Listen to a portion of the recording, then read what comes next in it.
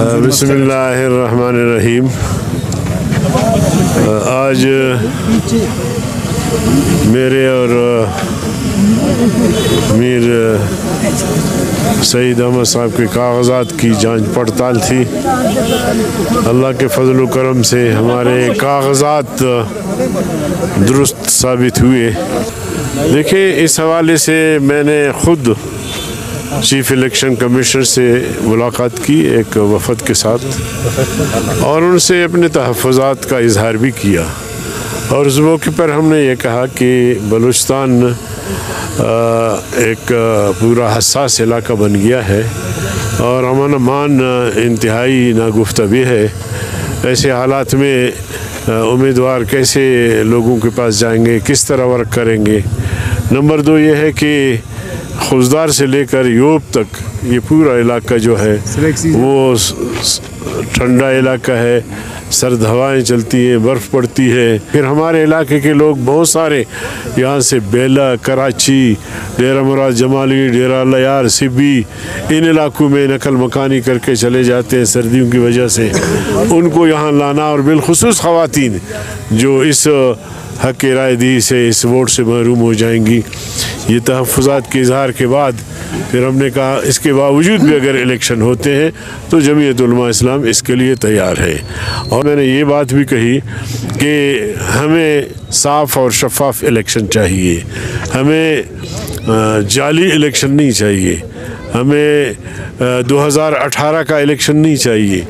2018 की अगर तारीख़ दोहराई जाती है तो फिर हमने भी फ़ैसला किया है कि हम भरपूर मुज़ाहमत करेंगे।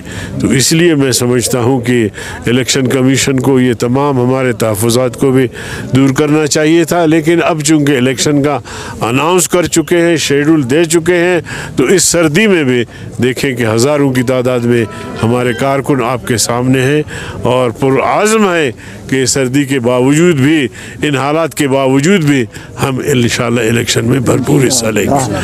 मेरी तरजीहात इलाके की खिदमत रही है हमेशा। ये बदकिस्मती है कि इस वक्त कलात में गैस नहीं है, लेकिन गैस का स्कीम भी मैं लेकर आया। बिजली भी यहाँ देहातों में अगर आप चेक करें देखें तो ये जमीयत उलमा इस्लाम का जोहान नरमुख से लेकर जनाब अली शेखड़ी और 15 निचारा या मंगुचर में बहुत सारे इलाके हैं।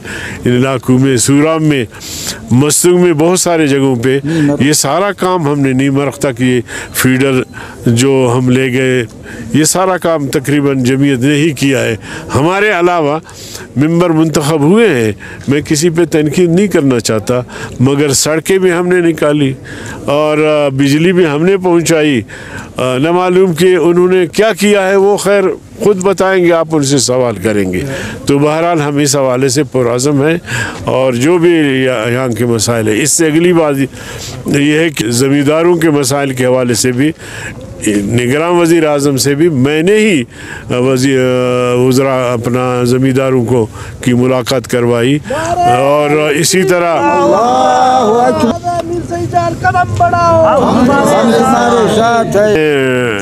वज़ीर दाखिला से उनकी मुलाकात करवाई, दीगर ज़िम्मेदारान से मुलाकात करवाई, और हम ज़मींदारों के साथ हैं, पहले भी साथ रहे।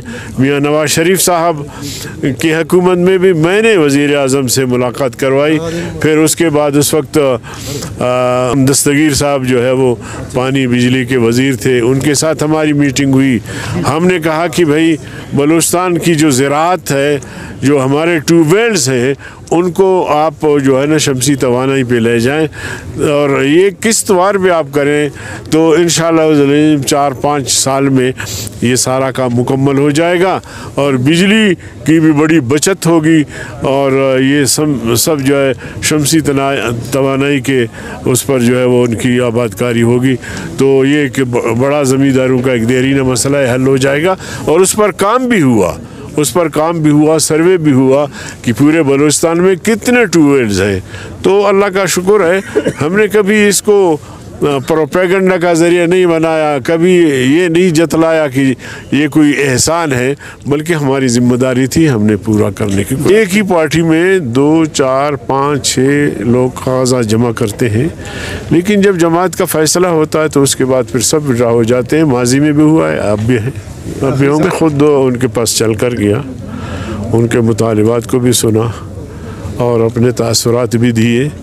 और हम समझते हैं कि उनके जो मुतालिबात हैं वो बहुत ही मासूमाना है। अब तरीक़ेकार में इख्तिलाफ़ किया जा सकता है, अगर वो जुडिशरी को भी बुरा भला कहते हैं, अगर वो फ़ौज को भी बुरा भला कहते हैं, अगर वो इदारों को भी बुरा भला कहते हैं, ये उनका मौक़िफ़ है। लेकिन मुतालिबात की जहाँ तक बात है, उन मुतालिबात से हम भी इत्तिफ़ाक़ करते हैं कि जो लोग जिन बच्चों को, जवानों को उठा लिया गया है, उनको अदालत में पेश किया जाए ताकि पता चले कि इनका जुर्म क्या है, ये भी पता चले कि वो ज़िंदा है या फौत हो गए।